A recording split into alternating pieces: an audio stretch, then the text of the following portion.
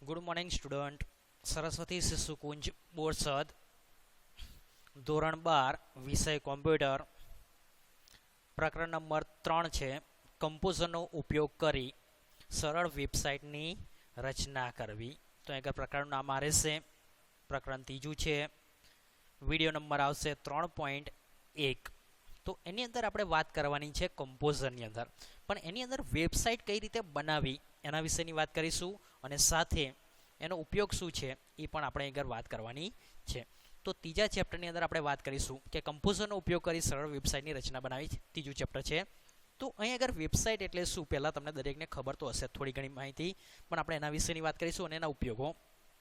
તો આધુનિક યુગની અંદર આપણે વાત કરીએ છીએ કે આધુનિક યુગની અંદર કોઈ પણ વ્યવસાયમાં વેબસાઇટ ખૂબ જ અગત્યનો ભાગ ભજવે છે.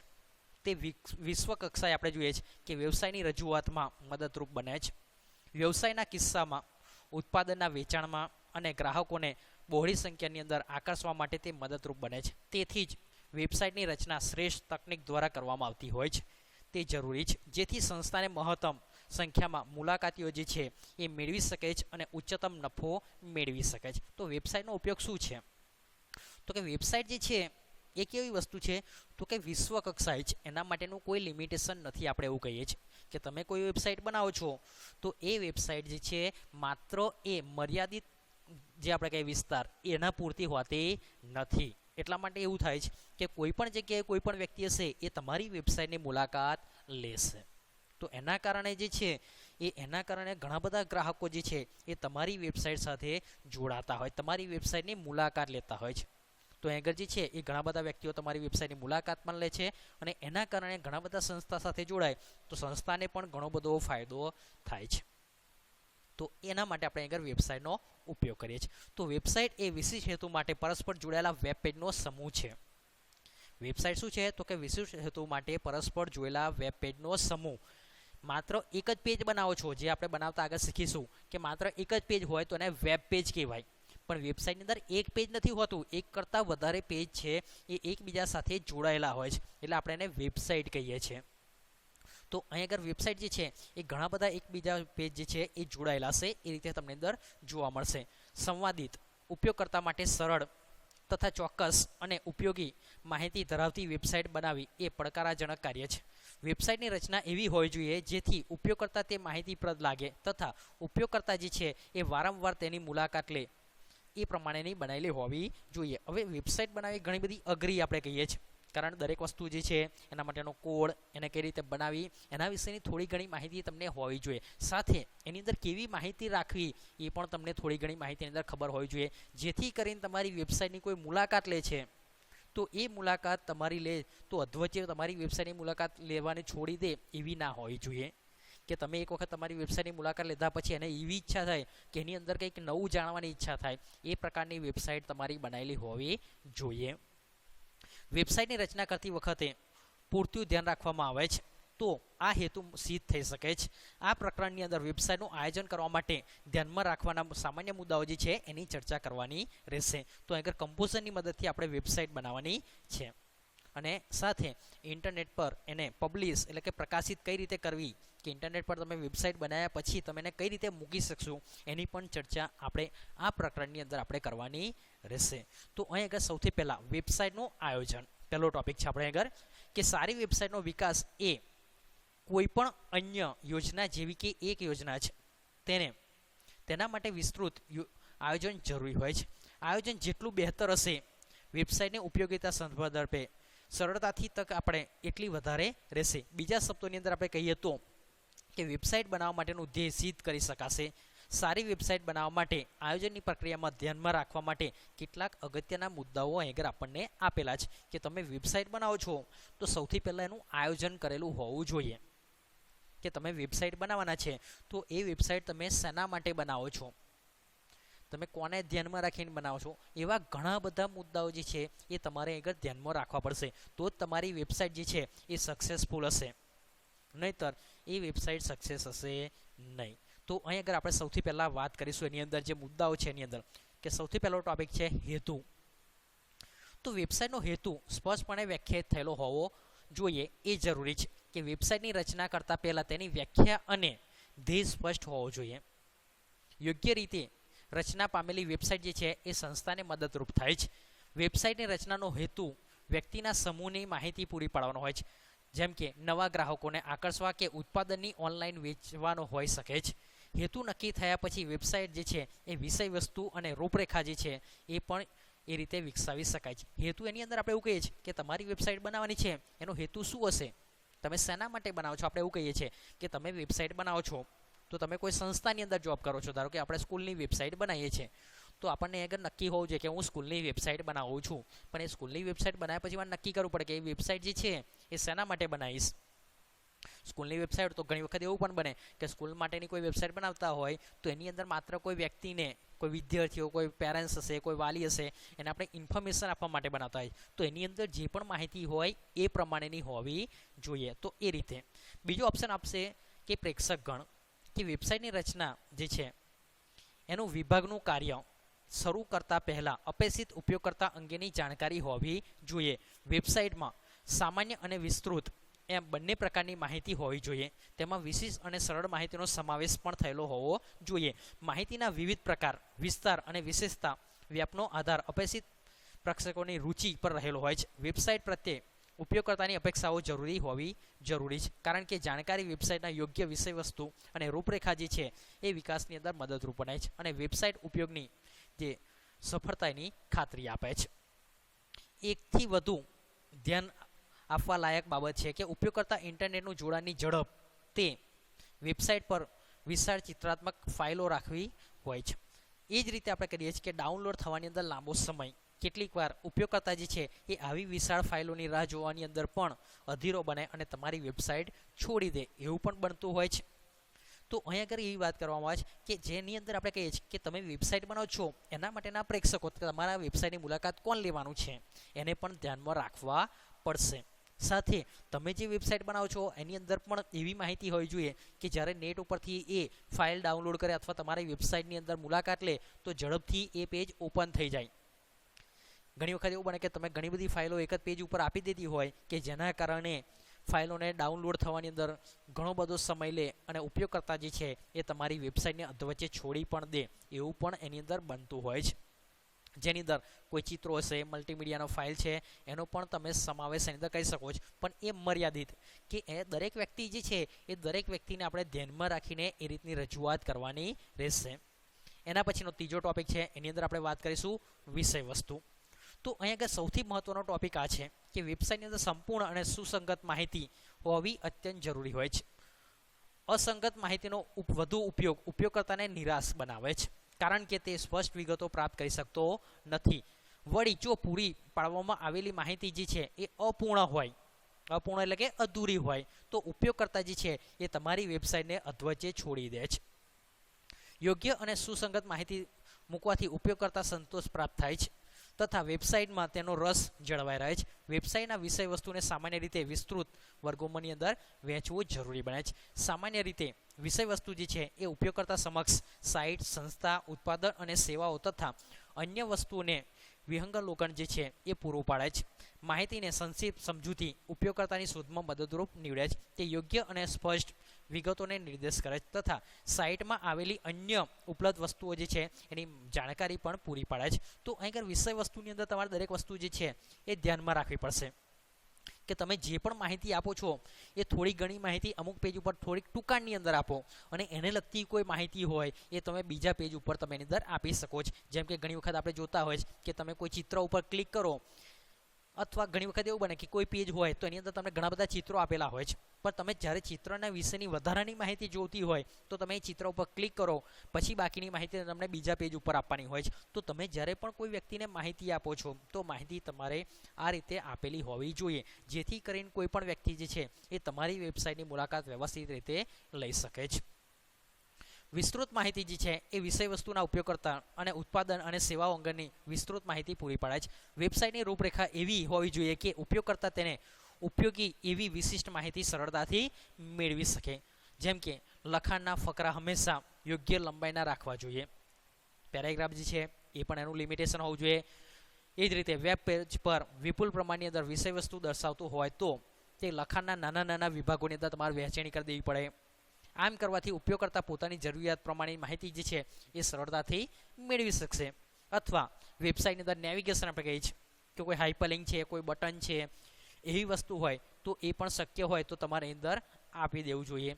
તો એ રીતે તમારે અહીં આગળ માહિતી જે છે એ માહિતી તમારે અહીં આગળ વિષય વસ્તુની અંદર આપવાની રહેશે, જેથી કરીને જે તમારી કોઈ મુલાકાત લેનાર છે એને સરળતાથી માહિતી જે છે એ માહિતી વિશેની ખબર પડી જાય. તો આ રીતે આપણે અંદર વિષય વસ્તુની અંદર માહિતી આપવાની રહેશે. એના પછીની વાત કરીએ માધ્યમ, કે વેબસાઇટ છે એનું માધ્યમ કયું રહેશે. તો વધુ ને વધુ વ્યક્તિઓ હવે સ્માર્ટફોન અને ટેબ્લેટ દ્વારા ઇન્ટરનેટનો ઉપયોગ કરે છે. કે અત્યારે આપણે જોઈએ છીએ કે સૌથી વધારે ઉપયોગ મોબાઈલનો થાય છે, સાથે ટેબ્લેટનો ઉપયોગ થાય છે. કે દરેક વ્યક્તિ તમારી વેબસાઇટ જે છે એ કોમ્પ્યુટરની મદદથી જ જોશે અથવા એનો દ્વારા ઉપયોગ કરશે એવું શક્ય નથી. તો અહીં આગળ વેબસાઇટ જે છે એ વેબસાઇટની રૂપરેખાનું કદ કોમ્પ્યુટર, સ્માર્ટફોન અને ટેબ્લેટ અથવા એના જેવા સાધનોને અનુરૂપ હોવું જોઈએ. આ ઉપરાંત વેબસાઇટની રૂપરેખા તૈયાર કરતી વખતે એ પણ ધ્યાનમાં રાખવું જોઈએ કે તે મોઝિલા ફાયરફોક્સ છે, ક્રોમ છે, ઓપેરા છે અથવા ઇન્ટરનેટ એક્સપ્લોર જે છે જેવા પ્રચલિત બ્રાઉઝર જે છે એ બ્રાઉઝરની અંદર યોગ્ય રીતે દર્શાવવામાં આવે. આ પણ વસ્તુ મહત્વની છે, કારણ ઘણી વખત દરેક વ્યક્તિ જે છે એ ચોક્કસ બ્રાઉઝરનો ઉપયોગ કરશે એ પણ જરૂરી નથી. દરેક વ્યક્તિ મોબાઈલની અંદર જોશે એ પણ જરૂરી નથી. ઘણા બધા કોમ્પ્યુટર અંદર ઉપયોગ કરશે, મોબાઈલની અંદર ઉપયોગ કરશે, કોઈ ટેબ્લેટનો પણ ઉપયોગ કરતા હશે, ઘણા બધા બ્રાઉઝર અલગ અલગ પ્રકારના ઉપયોગ કરતા હશે. તો આ દરેક વસ્તુ જે છે એ આપણે આગળ ધ્યાનમાં રાખવું પડશે. અને દરેક વસ્તુની અંદર તમારી વેબસાઇટ પૂરેપૂરી માહિતી એની અંદર આપી શકે, દરેક બ્રાઉઝરની અંદર ફોન્ટ, ઇમેજ એની અંદર સપોર્ટ કરે એ પ્રમાણેનો આપણે એની અંદર ઉપયોગ કરવાનો રહેશે. તો એ રીતે વેબસાઇટ બનાવેલી હશે તો દરેક વ્યક્તિ જે છે એ તમારી વેબસાઇટની સરળતાથી માહિતી મેળવી શકશે. તો એ પ્રમાણેની અહીં આગળ આપણે એનો ઉપયોગ કરવાનો છે. તો અહીં આગળ આપણે આટલા માધ્યમો જે છે એની અંદર આપણે આટલા વસ્તુની અંદર વાત કરવાની છે. હવે અહીં આગળ વાત કરીશું કે કમ્પોઝરનો ઉપયોગ કરી સરળ વેબસાઇટની રચના કરવાની છે. તો અહીં આગળ તમારે વેબસાઇટ કઈ રીતે બનાવવાની છે એના વિશેની વાત અહીં આગળ આપણે કરીશું. તો કમ્પોઝરનો ઉપયોગ કરી અહીં આગળ વેબસાઇટ બનાવવાની છે. આગળ આપણે કમ્પોઝરની અંદર આપણે શીખી ગયા છે કે ફોર્મ કઈ રીતે બનાવવું, CSSનો ઉપયોગ કઈ કરવો, રજિસ્ટ્રેશન ફોર્મની અંદર જાવાસ્ક્રિપ્ટનો ઉપયોગ કરી કોડ જે છે એ કોડનો ઉપયોગ કઈ રીતે કરો, આ દરેક વસ્તુ જે છે એ આપણે આગળ શીખી ગયા. તો હવે આપણે કમ્પોઝરનો ઉપયોગ કરી અને સરળ વેબસાઇટ જે બનાવવાની છે તે, તો એની અંદર વેબસાઇટ કઈ બનાવવાની છે, સ્કૂલ પ્લાઝા નામનું એક્ઝામ્પલ અહીં આગળ આપણને આપેલું છે.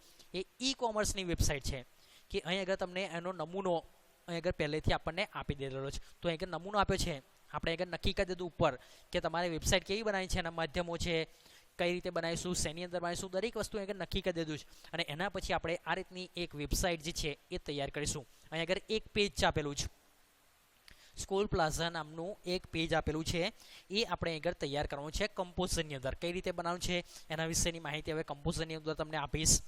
તો એની અંદર પણ દરેક વસ્તુ યાદ રાખજો, આ એક વેબ પેજ છે. માત્ર સૌથી પહેલાં આપણે એક વેબ પેજ બનાવીશું અને એના પછી બાકીના વેબ પેજ જે છે એની અંદર તમારે અલગ અલગ રીતે એની અંદર બનાવવાના રહેશે.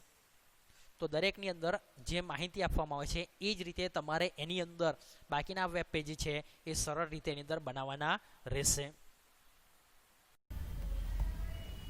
इंसर्ट टेबल और उसे जो है 1 बाय 1 का ही रखिए. ओके. और उसका बैकग्राउंड कलर, आप बैकग्राउंड कलर राइट क्लिक करके टेबल प्रॉपर्टीज़ में जाके, या तो फिर आपके पास सेकंड ऑप्शन है, आप उस पर राइट क्लिक करके यहाँ पे टेबल सेल प्रॉपर्टी वहाँ पर जाके टेबल सिलेक्ट कीजिए और उसके जो बैकग्राउंड कलर है आप उसे चेंज कर दीजिए. That's it. ओके. अब यहाँ पे एक इमेज, राइट हैंड साइड पर इमेज और यहाँ उसका जो कंटेंट है वो आएगा. तो आप उसके लिए जाइए, इंसर्ट, अगेन एक टेबल इंसर्ट करवा दीजिए जिसमें 1 रो और 2 कॉलम हो. 2 टाइम लेफ्ट की प्रेस कर दीजिए और यहाँ पे उसका जो कलर है आप उसे जो कलर चेंज करना चाहते हैं आप ले लीजिए. That's it. अब जो है इमेज रखना, कैसे इमेज रखते हैं, तो उसके राइट साइड बॉक्स में आ जाइए. आप यहाँ से भी इमेज इंसर्ट करवा सकते हैं, या तो फिर आप इंसर्ट में जाके first option that is image, आप उसे यहाँ से भी इमेज ऐड कर सकते हैं.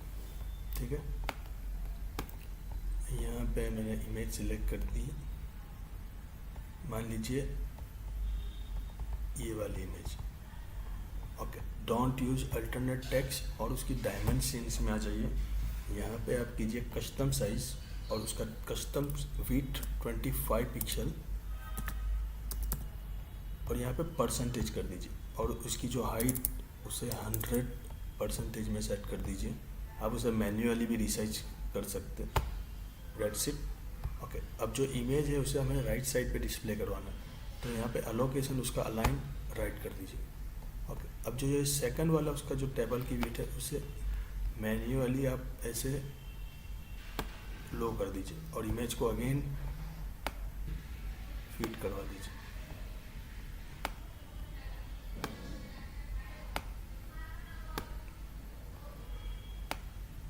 That's it. ओके, अब यहाँ पे कंटेंट दीजिए। आपको जो कंटेंट देना है आप दे सकते हैं। अगर आप रेलवे की कोई वेबसाइट बनाते हैं तो आप रेलवे रिलेटेड दीजिए। इमेज भी उस हिसाब से सेट कीजिए। ओके, अब इसको जो है सेंटर में एलोकेट कर दीजिए और उसके फॉन्ट बिग करने के लिए यहाँ पे दैट्स इट ना नीचे थोड़ा डिस्क्रिप्शन दे दीजिए कि भाई school plaza is all product related to school. आप ऐसे कोई भी डिस्क्रिप्शन दे सकते हैं। आपको जो सुटेबल डिस्क्रिप्शन देना है आप दे सकते हैं। नाउ अगेन एक टेबल ऐड कीजिए जिसमें 2 रो और 2 कॉलम हो। ओके, अगेन इसका भी बैकग्राउंड कलर चेंज कर दीजिए। आप टेबल सिलेक्ट कीजिए और बैकग्राउंड कलर आपको जो लेना है आप सुटेबल कलर दे सकते हैं। ओके, नाउ यहाँ पे मुझे एक मेनू बनाना, ऊपर मुझे एक हेडिंग देना है कैटेगरी। तो आप कैटेगरीज नाम का एक हेडिंग दे दीजिए और यहाँ तो आप यहाँ पे हेडिंग दे दीजिए न्यू प्रोडक्ट्स और सेकंड वाले टेबल को आप मैन्युअली मिनिमाइज कर दीजिए। ओके, यहाँ पे अब आपको मेनू बनाना है तो अगेन एक टेबल इंसर्ट कीजिए। टेबल इंसर्ट टेबल जिसमें 1 रो और 6 कॉलम। ओके, पहले हम डिफाइन करते हैं यहाँ पे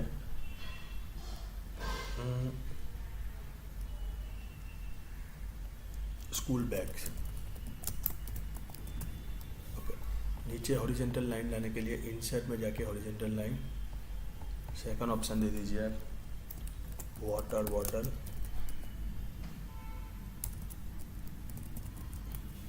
अगेन उसको हॉरिजॉन्टल लाइन इंसर्ट में जाके थर्ड ऑप्शन आप दे दीजिए lunch box, horizontal line third option आपका है कंपास बॉक्स।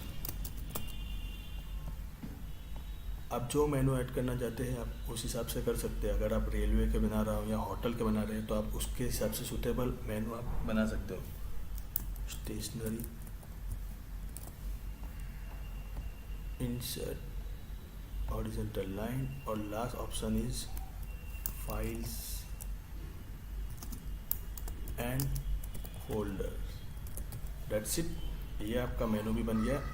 कंटेंट को सेव कर दीजिए, इसको टाइटल दीजिए स्कूल प्लाजा और फाइल को सेव कर दीजिए index.html file. Now image upload करना है हमें तो इंसर्ट अगेन एक टेबल जिसमें 3 रो और 3 कॉलम हो। That's it. अगर अब यहाँ पे हमें इमेज लाना है और इमेज का कंसेप्ट देना है और वो प्रोडक्ट कितने की है उसका डिस्क्रिप्शन सब देना है। तो वो सब इमेज जो है बाय डिफॉल्ट मिडल मतलब सेंटर में ही एलोकेट होगी। तो हम क्या करेंगे, टेबल को सिलेक्ट कर देंगे और अलाइनमेंट सेंटर कर देंगे। That's it. अब हमें 1 बाय 1 यहाँ पे इमेज सेट करवाना है। तो इमेज फर्स्ट इमेज सिलेक्ट कर दीजिए। That's it. Don't use alternate, dimension में जाइए, यहाँ पे कस्टम उसकी जो विड्थ है आप सेट कर दीजिए 170। That's it. बस यही इमेज को भी आप कॉपी पेस्ट कर दीजिए। Paste 9 times.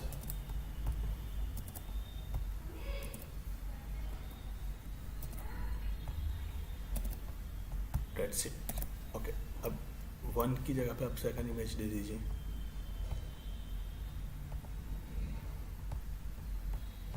सेकंड की जगह आप थर्ड, आपको जो इमेज अपलोड करना है आप कर सकते हैं।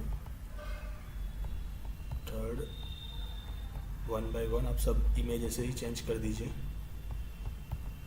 ओके, इमेज अपलोड हो जाने के बाद वेबसाइट का लुक कुछ इस तरह दिखेगा। इसे हम सेव करके ब्राउज़र में देखते हैं कि कैसी इफेक्ट आई है, ब्राउज़र कैसा स्ट्रक्चर बना हुआ है उसका। Okay, that's a good. अब देख लो एक कंप्लीट वेबसाइट यहाँ पे जनरेट हो गई है। ओके, अब हमें इमेज, प्रोडक्ट का डिस्क्रिप्शन, उसकी प्राइस, क्वांटिटी, वो सब करना है। हम आपको सेकंड वीडियो में बताएंगे कि जब यहाँ से कोई ऐड टू कार्ट करता है कोई प्रोडक्ट को, तो सेकंड पेज पे उसका बिल कैसे जनरेट होता है। ओके, जो जावास्क्रिप्ट की मदद से हम करेंगे उसको हम सेकंड वीडियो में बताएंगे। ये सिर्फ डिज़ाइनिंग पार्ट है। और हम यहाँ पे आपको सिंपली एक ऐड टू कार्ट और एक बटन कैसे रखना है वो बता देते हैं। यहाँ पे आपको रखना है प्रोडक्ट का डिस्क्रिप्शन, ब्लू बैग, उसकी प्राइस दे दीजिए ₹499। ओके, यहाँ पे आपको एक चेकबॉक्स रखना है। फॉर्म फिल में जाके आप उसे यहाँ एक चेकबॉक्स ले लीजिए। चेकबॉक्स का नाम दे दीजिए B1। और क्योंकि हमें उसका ऊपर जावास्क्रिप्ट अप्लाई करनी है, उसके नेक्स्ट पेज पे जाना है, तो यहाँ पे एक एडवांस एडिट में जाके आप आईडी सिलेक्ट कीजिए। ये अगर आप ये स्टेप नहीं करोगे तो आपका बिल जनरेट नहीं होगा। ठीक है, तो आईडी सिलेक्ट कर दीजिए और उसकी वैल्यू दे दीजिए B1। That's it. यहाँ पे लिख दीजिए ऐड टू कार्ट। और अगेन यहाँ पे एक चेकबॉक्स, यहाँ पे एक टेक्स्ट बॉक्स ले लीजिए, उससे नाम दीजिए Q1 क्वांटिटी। और अगेन एडवांस एडिट में जाके यहाँ पे उसकी आईडी और उसे दे दीजिए Q1। That's it. ओके, और यहाँ जो उसकी फील्ड साइज़ है उसे आप 3 दे दीजिए, दैट इज़। और यहाँ पे आप दीजिए क्वांटिटी। That's it. इसे ही कॉपी पेस्ट कर दीजिए आप। अब हर एक जगह उसको 1 बाय 1 पेस्ट कर दीजिए।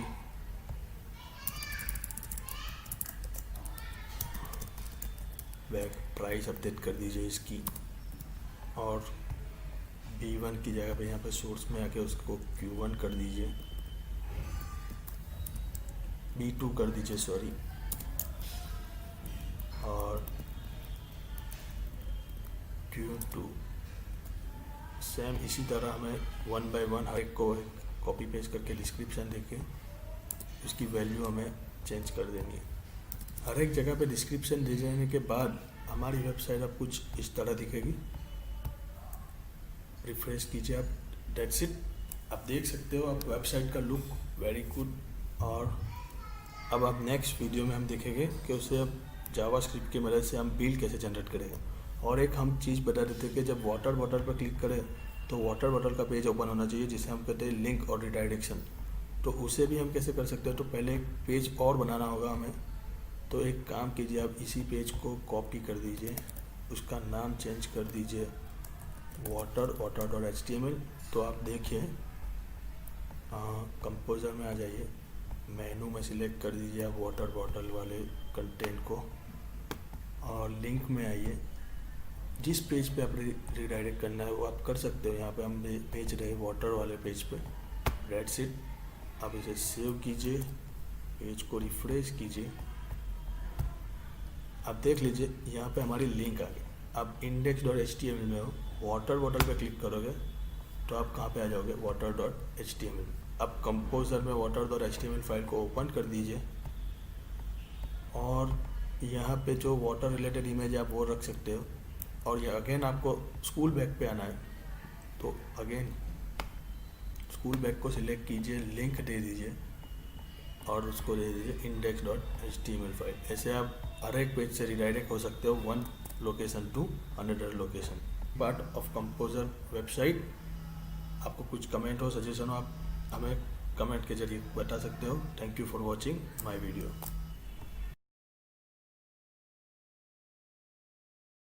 देखा था कि कंपोजर के हेल्प से आप एक वेबसाइट कैसे बना सकते हो। जो हम कुछ इस तरह की स्कूल प्लाजा वेबसाइट हमने आपको डिज़ाइनिंग पार्ट में बनाया था। अब ये सेकंड पार्ट में हम जावास्क्रिप्ट का ट्यूटोरियल्स कवर करेंगे, जिसमें जब परचेज बटन पर क्लिक होगा तो सबसे पहले वो चेक करेगा कि कोई भी आइटम, कोई भी प्रोडक्ट ऐड टू कार्ट में यूज़र ने रखी हुई है। अगर यूज़र ने कोई क्लिक नहीं किया हो तो उस पर जो item you want to select या कोई भी कस्टम मैसेज आप डिस्प्ले करवा सकते हैं। और अगर मान लीजिए कोई आइटम उसने क्लिक किए तो वो प्रोडक्ट क्या है, उसका प्राइस क्या है और उसकी क्वांटिटी क्या है, उसका कैलकुलेशन होकर हमें सेकंड पेज में उसको डिस्प्ले करवाना है, जो कि build.html का नाम दिया उसे।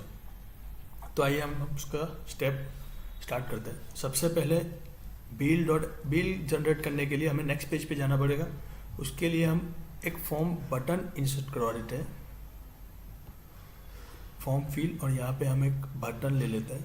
ओके, और उसका फील्ड नेम BTNB जो कि एक बिल जनरेट करेगा, और फील्ड वैल्यू हम दे देते हैं परचेज। ओके, एडवांस एडिट पे, क्योंकि हमें उसके क्लिक पर जावास्क्रिप्ट के फंक्शन को कॉल करवाना है, इवेंट, और यहाँ पे उसकी ऑन क्लिक इवेंट, और हम जो फंक्शन को यहाँ पे कॉल करवाना चाहते हो फंक्शन का नाम, मैं यहाँ पे ऑन कार्ड नाम का एक फंक्शन कॉल करवाना चाहता हूँ। That's it. ओके, यहाँ पे हमारा एक बटन आ गया, हमें ये बटन को सेंटर में ले लेते हैं। ओके, लेने के बाद उसे सेंटर अलाइनमेंट करने के बाद हमने जो ऑन कार्ड नाम का फंक्शन बनाया है, हम चेक कर लेते हैं क्या वो वर्क हो रहा है कि नहीं। तो जावास्क्रिप्ट ऑलवेज हेड टैग के अंदर आएगा, और स्क्रिप्ट फंक्शन बनाते हैं, फंक्शन ऑन कार्ड, और हम चेक करते हैं फंक्शन वर्क हो रहा है कि नहीं। अलर्ट करवा लेते हैं वर्क। That's it. हम ब्राउज़र पे आते हैं, पेज को रिफ्रेश करते हैं, ये वाले। ओके, परचेज बटन पर क्लिक करो। ओके, डेट मीन्स हमारा बटन अब वर्क हो रहा है। चलो, अब जो कोडिंग पार्ट्स आएगा, ये चेकबॉक्स के लिए B1 और क्वांटिटी के लिए Q1। तो हम इस कोडिंग को स्टार्ट करते हैं। सबसे पहले एक वेरिएबल डिफाइन कर देते हैं, वेरिएबल चेक, उसकी इनिशियल वैल्यू हम फॉल्स रखते हैं, और एक सेकंड वेरिएबल कुकी वैल्यू, और उसकी भी वैल्यू हम ब्लैंक रखते हैं। ओके, अब if document dot get element, element का E capital, by B capital, ID, I का I capital, D, B1 dot check, उसकी चेक, अगर वो चेक है तो हमें क्या करना है, चेक की जो वैल्यू है उसे ट्रू कर देना है। और वेरिएबल क्वांटिटी Q नाम का एक वेरिएबल ले लेंगे, उसमें हम document dot get element by ID Q1 quantity 1, जो क्वांटिटी देंगे, और डॉट वैल्यू, और एक और वेरिएबल ले लेंगे प्राइस, और जिसमें हम देखेंगे कि पहले प्रोडक्ट की प्राइस क्या है। तो पहला प्रोडक्ट की प्राइस हमारी 499 है, तो हम यहाँ पे उसकी सेट कर देते हैं 499। और फिर एक वेरिएबल टोटल नाम का एक वेरिएबल ले लेंगे, जिसमें क्वांटिटी, नंबर ऑफ क्वांटिटी और प्राइस का मल्टीप्लिकेशन हो गया, वो टोटल में आ जाएगा। और जो है हमारा कुकी वैल्यू है, उसके अंदर हमें कुछ ऐसे वैल्यू पास करना है, प्लस इक्वल टू, मतलब वो कॉन्केट करेगा। ओके, ये फॉर्मेट आपको हम नोटपैड में बता देते हैं। जैसे कि हमें यहाँ डालना है, ऐसे फॉर्मेट में डालना है कि प्रोडक्ट का नाम क्या है भाई, ब्लू बैग, कॉमा, उसकी प्राइस क्या है, तो उसकी प्राइस मान लीजिए 499, कॉमा, उसकी क्वांटिटी कितनी यूजर ने बताई तो 2, और अब इसका टोटल कितना हो जाएगा, तो मल्टीप्लिकेशन हो गया, उसकी वैल्यू हो जाएगी 998। तो आप देख लीजिए, उसे कुछ इस फॉर्मेट में भेजना है। अब 499 क्या है हमारा प्राइस, तो हम यहाँ उसे सिंपल दे देते हैं प्राइस, जो कि ये एक वेरिएबल है, तो हमें आगे और पीछे प्लस तैयार करना है और कॉमा को सेपरेट करना। अभी 2 क्या है, एक क्वांटिटी है, तो उसको Q में हमने स्टोर कर दिया अगेन। और ये जो फाइनल है 998, वो हमारा क्या है, तो ये हमारी टोटल है। That's it. तो इसे ही आप कॉपी कर सकते हो, यही फॉर्मेट में आप कंपोजर पे उसको पेस्ट कर दो, टू पेस्ट। That's it. देख लीजिए आप एक बार, प्रोडक्ट का नाम, कॉमा सेपरेटेशन है, उसके बाद प्राइस, उसके बाद क्वांटिटी, कॉमा सेपरेशन, और उसके बाद फाइनली उसकी टोटल, लास्ट में सेमीकोलन। That's it. अब हम कंडीशन देंगे, अभी हम फर्स्ट वाले प्रोडक्ट से ही ये अप्लाई करेंगे, बाद में हम इसे कॉपी पेस्ट ही करना है। इफ़ जो चेक की वैल्यू है वो अगर फॉल्स हो गई, मतलब हमने कोई प्रोडक्ट चेक नहीं किया, ये ट्रू कब होगा, जब हम कोई प्रोडक्ट को चेक करते, मतलब जब ऐड टू कार्ट पे क्लिक करते। तो अभी तो हम ऐसी कंडीशन दे रहे हैं कि वो फॉल्स ही है मान लीजिए, तो हम मैसेज देंगे, मतलब अलर्ट करवाएंगे, alert please select at least one item. और अगर ऐसा नहीं है तो एल्स कंडीशन में क्या होगा, तो एल्स में ये जो वैल्यू है कुकी वैल्यू, उसको हमें कुकी में स्टोर करना है। डॉक्यूमेंट डॉट कुकी, कुकी एक कंसेप्ट है जो एक पेज की वैल्यू दूसरे पेज पे रिडायरेक्ट के लिए यूज़ होती है। ओके, और यहाँ पे हम पास कर रहे हैं CV, कुकी वैल्यू को हम डॉक्यूमेंट डॉट कुकी में स्टोर करके उसको दूसरे पेज पे पास करवा रहे हैं। और सेकंड पेज ओपन करवाने के लिए विंडो डॉट लोकेशन और सेकंड पेज का नाम build dot HTML। That's it. हम पहले इतना वर्क देख लेते हैं कि वो परफॉर्म हो रहा है कि नहीं। ब्राउज़र पे जाइए, पेज को रिफ्रेश कीजिए। ओके, अभी कोई भी प्रोडक्ट को सिलेक्ट मत कीजिए, अब परचेस बटन पर क्लिक कीजिए। ओके, देखिए please select at least one item, क्योंकि अभी आपने कोई आइटम सिलेक्ट नहीं की। मान लीजिए कि अब मैं ब्लू बैग को सिलेक्ट कर रहा हूँ और क्वांटिटी दे रहा हूँ 3, और अब मैं जब परचेस बटन पे क्लिक करूँगा, ओके यहाँ पे आप देख लीजिए build डॉट HTML पे और रीडायरेक्ट हो गया। दैट मीन्स मेरी एप्लीकेशन और मेरा जावास्क्रिप्ट परफेक्टली रन हो रहा है। चलो अब मैं एक नई फाइल बना दूँगा जिसकी सोर्स में आ जाइए, जिसके बॉडी ऑन लोड पे एक फंक्शन कॉल कराएंगे माई फंक। अभी ये फंक्शन को हम स्क्रिप्ट टैग पे ही कॉल करवाएंगे, स्क्रिप्ट टैग। ओके, फंक्शन का स्पेलिंग चेक कर दिया ऐसे, फंक्शन माई फन। और यहाँ पे क्या होना चाहिए, तो जो फर्स्ट पेज पे हमने प्रोडक्ट सिलेक्ट की थी, यहाँ पे उसका डिस्क्रिप्शन आना चाहिए। ठीक है, तो उसके लिए आपको क्या करना होगा, सबसे पहले तो जो कुकी की वैल्यू ली थी ना आपने, उसको यहाँ लेना होगा। वेरिएबल कुकी एरे, एक एरे बनाया हुआ है, और न्यू एरे फ्री करना है आपको। Cookie array is equal to document dot cookie dot split, cookie को स्प्लिट करा हुआ है कॉलन से, double quote colon double quote over semicolon.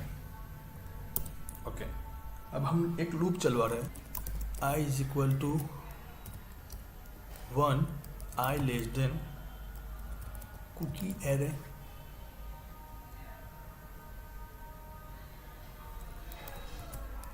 Dot length ना हो तब तक i को क्या करेंगे प्लस प्लस। ओके, उसके अंदर हम करवा रहे हैं variable cookie data is equal to of i dot split. हमने कॉमा सेपरेशन दिया था तो यहाँ पे कॉमा दे देते हैं। That's it. ओके, अब 1 बाय 1 कुकी की वैल्यू को हम प्रिंट करवाएंगे। Document dot write ln first cookie data 0। Array को फर्स्ट एलिमेंट को प्रिंट करवाने के लिए ऐसे 0 लेते थे। हम पहले ये चेक कर लेते कि हमारा ये परफॉर्म हो गया कि नहीं। build डॉट HTML को सेव कर दीजिए आप, टाइटल दिया बिल और उसको हमने सेव कर दिया build dot HTML। That's it. Browser को हम बैक करके रिफ्रेश करके प्रोडक्ट सिलेक्ट किया हुआ है, दैट्स इट। क्वांटिटी भी सिलेक्ट की हुई है, परचेज बटन पर क्लिक कर दें, दैट्स इट। आप देखिए ब्लू बैग जो प्रिंट करके आ गया। अब हमें और भी प्राइस लानी है, और भी वैल्यू लानी है, तो आप सीधा ही बिल्ड और HTML सोर्स के अंदर document dot write ln second value लाने के लिए कुकी डेटा और एरे का फर्स्ट एलिमेंट, ऐसे ही उसकी प्राइस और उसका टोटल भी ला लीजिए आप। तो सेम कोड ही आएगा, मैं उसे कॉपी पेस्ट कर देता हूँ। 0 की 2 यहाँ पे कर देते हैं, यहाँ पे हम कर देते हैं 3rd। सेव अगेन, हम ब्राउज़र पे आए गए। अब देख लीजिए ब्लू बैग 499 उसकी प्रोडक्ट, उसकी प्राइस 3 क्वांटिटी में हमने उसने ले लिया और उसका जो कैलकुलेशन है वो इजीली आ गया।